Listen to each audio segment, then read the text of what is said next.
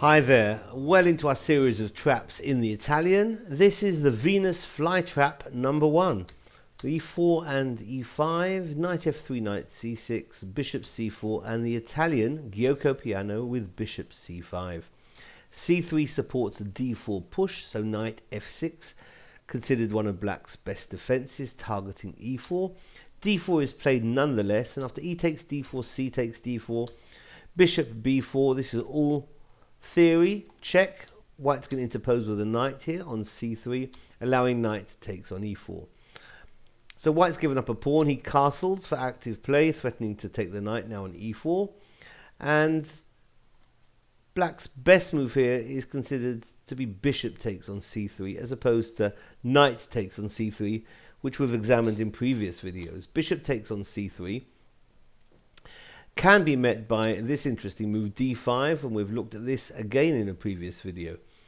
What does black play here?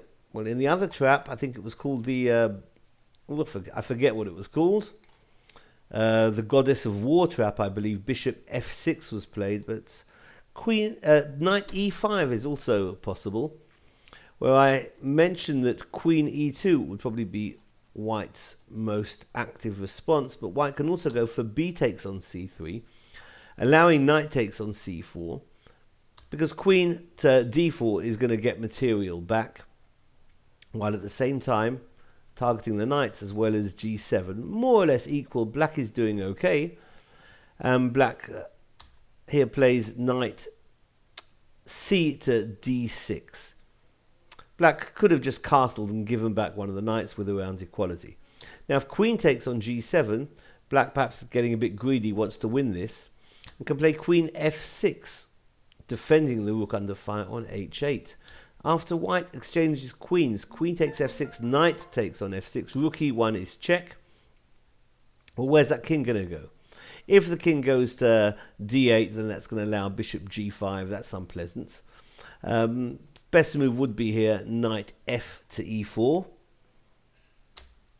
But if the king moves to F8, well then white's move is going to be pretty much automatic.